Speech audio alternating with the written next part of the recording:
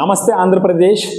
ఈరోజు శ్రీహరికోట ఇస్రో చరిత్రలో శ్రీహరికోట అంతరిక్ష పరిశోధన కేంద్రంలో మనకు స్వతంత్రం వచ్చిన తర్వాత, ఫర్ దట్ మ్యాటర్ వచ్చేసి ఇస్రో స్టార్ట్ అయిన తర్వాత ఏ రాజకీయ నాయకుడు ఇవ్వనటువంటి ఒక ఉత్తేజవంతమైన ప్రసంగాన్ని పవన్ కళ్యాణ్ గారు ఇవ్వడం జరిగింది. బహుశా ఈవెన్ నరేంద్ర మోడీ గారు కూడా ఆయనకే పేరుంది, బాగా మాట్లాడగలడు ప్రపంచం మొత్తం అనేసి. ఈవెన్ ఆయన్ని మించిపోయినాడు పవన్ కళ్యాణ్ గారు ఈరోజు.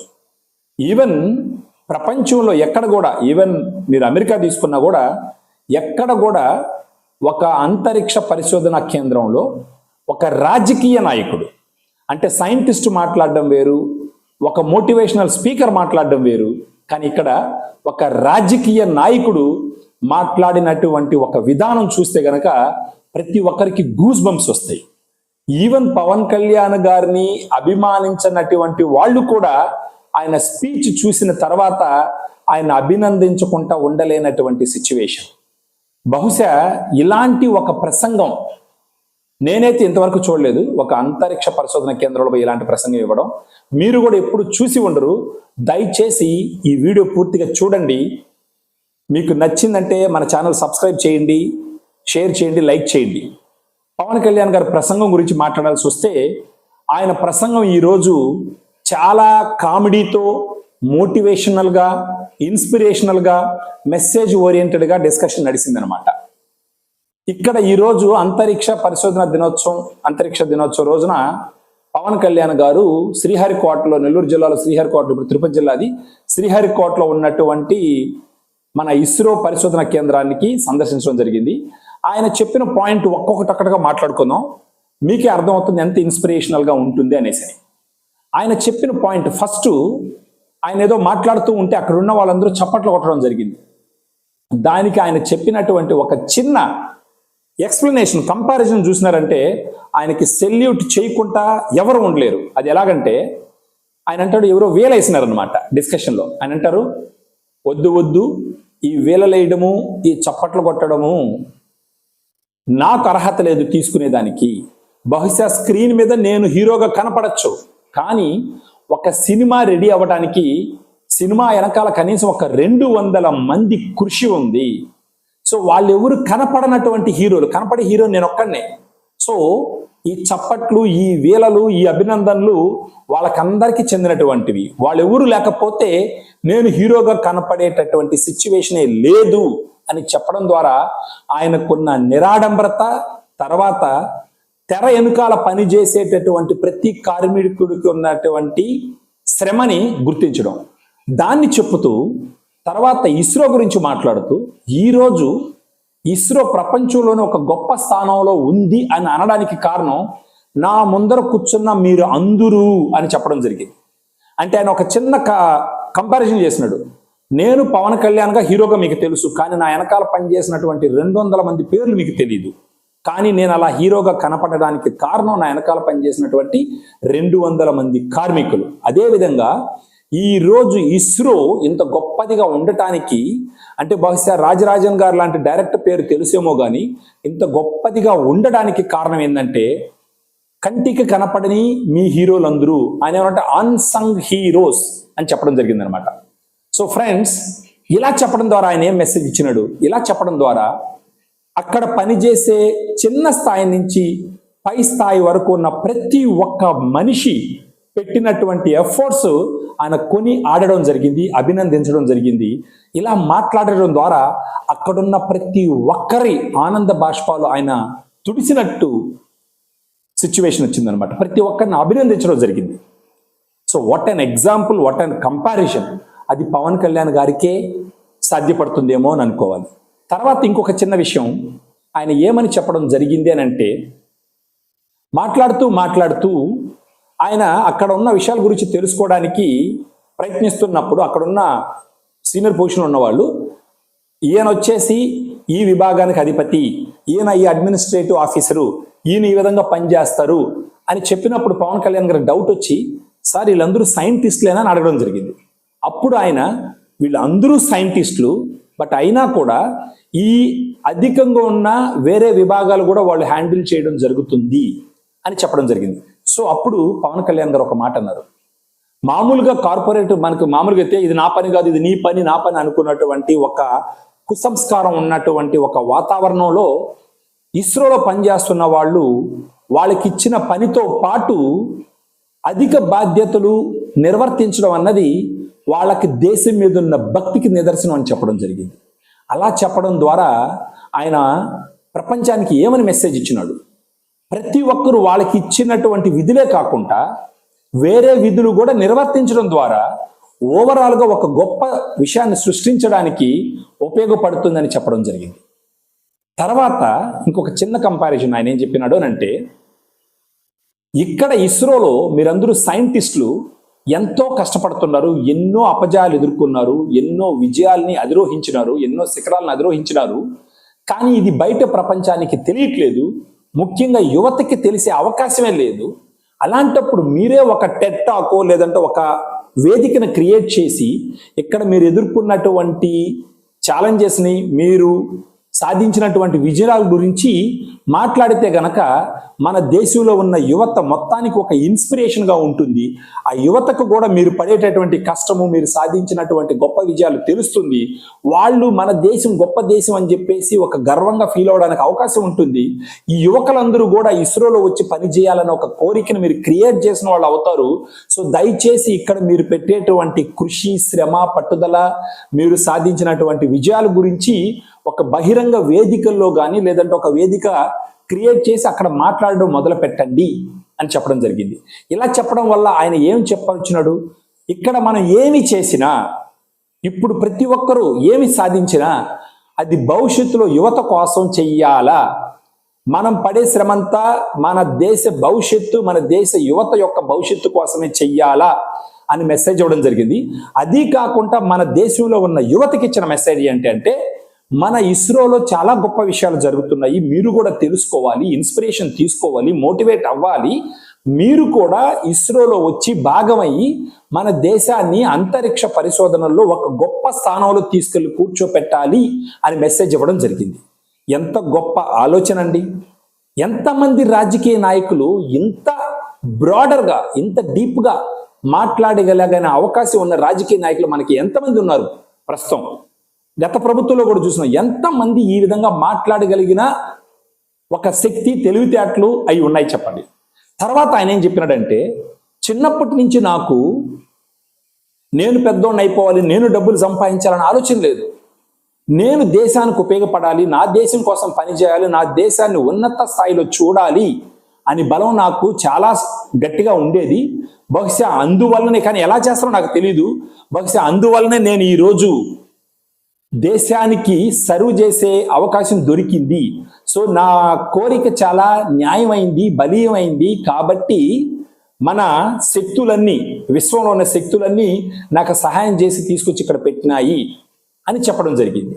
సో అలా చెప్పుతూ ఏమన్నారంటే, ఈ ఇస్రోలో పనిచేసే వాళ్ళు ఎవరైనా సరే కేవలం నెలాఖరులో వచ్చే జీతం కోసం పనిచేసిన వాళ్ళు కాదు, లేదా ఇంక్రిమెంట్ కోసం పనిచేసిన వాళ్ళు కాదు, ప్రమోషన్ కోసం పనిచేసే వాళ్ళు కాదు.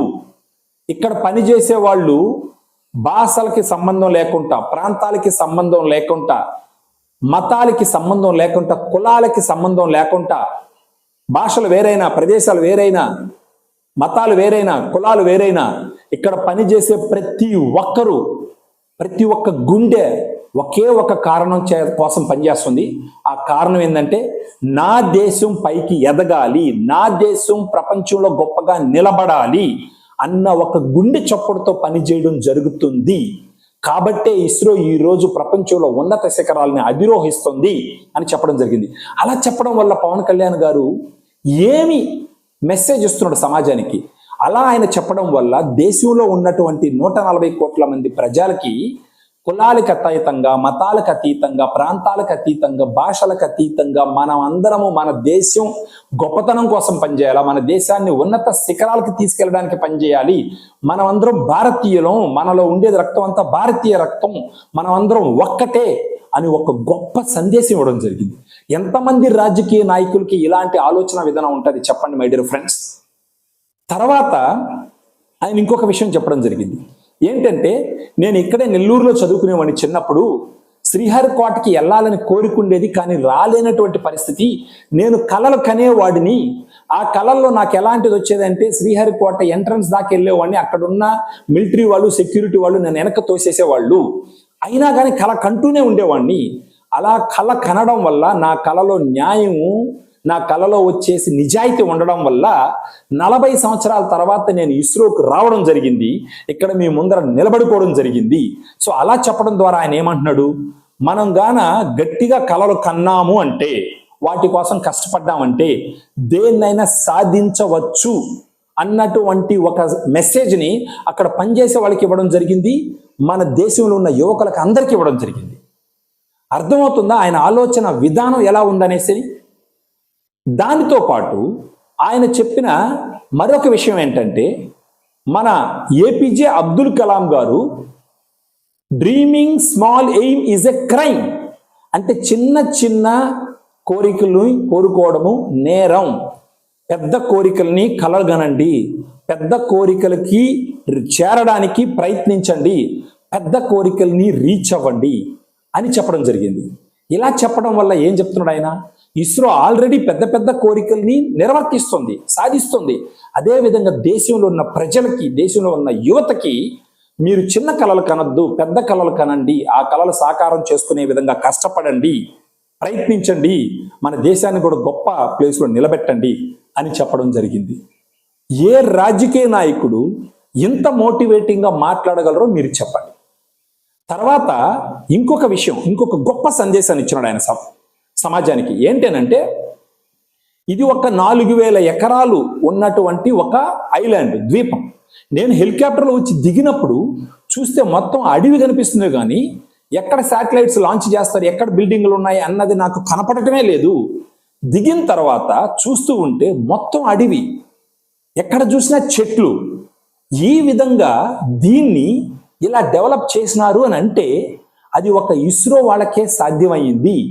బయోడైవర్సిటీ, జీవ వైవిధ్యాన్ని వాళ్ళు కాన్షియస్గా దాని మీద వర్క్ చేసి ఈరోజు ఆ 4000 ఎకరాల్లో ఎంత పచ్చదనం ఉందంటే అంత పచ్చదనం ఉంది.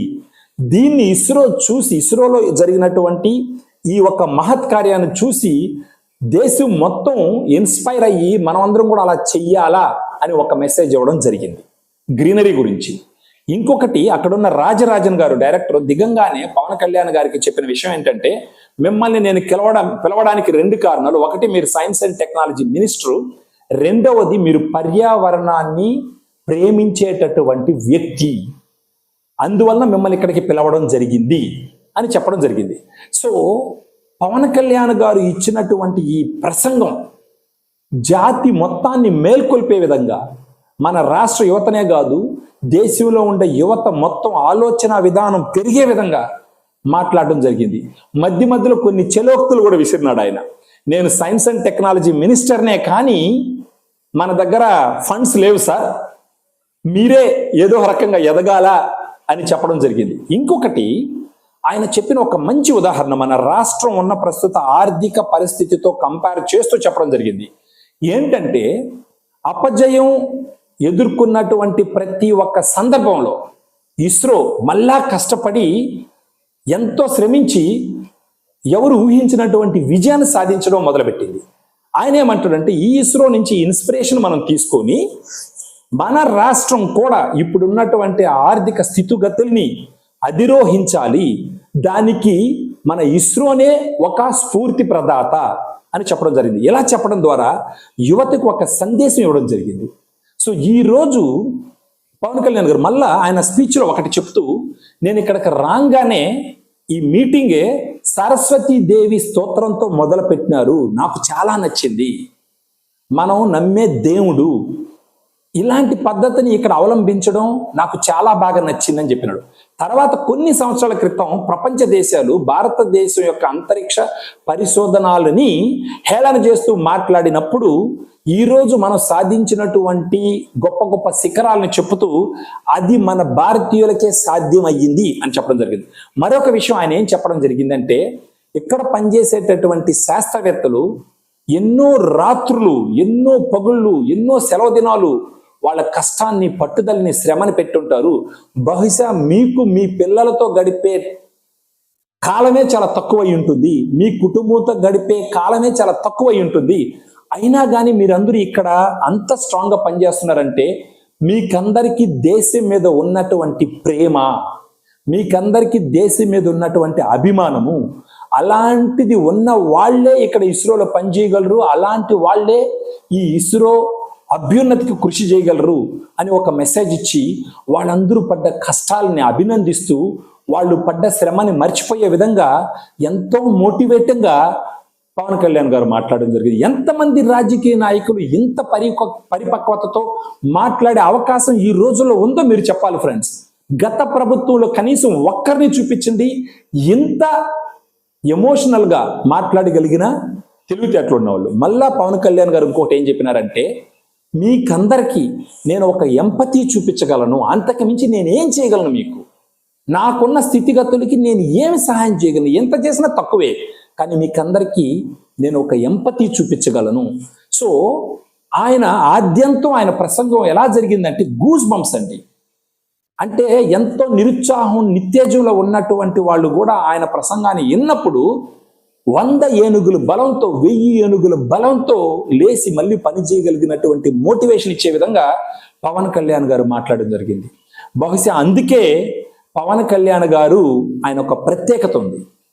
సో ఇదంతా ఆయన గుండెల్లో నుంచి వచ్చిన మాటలు, ఏదో ఎవరో స్క్రిప్ట్ రాసిస్తే మాట్లాడడం కాదు, లేదా గాల్లో నుంచి మాట్లాడడం కాదు.